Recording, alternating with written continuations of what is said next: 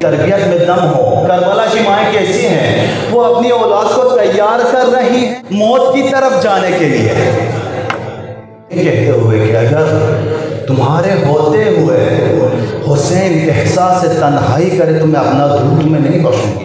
ایسی مائیں ہوں کہ اپنی اولاد کو یہ کہیں کہ تمہارے ہوتے ہوئے اگر مہدی احساس تنہائی کرے تو میں اپنا دودھ تمہیں نہیں بخشوں گی۔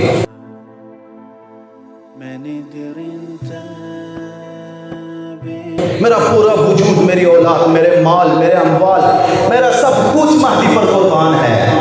پہلا مہدی ہے، پھر اس کے بعد تیری محبت ہے، اور تیری محبت فدا ہے مہدی پر۔ ایسی ماؤں کی ضرورت ہے۔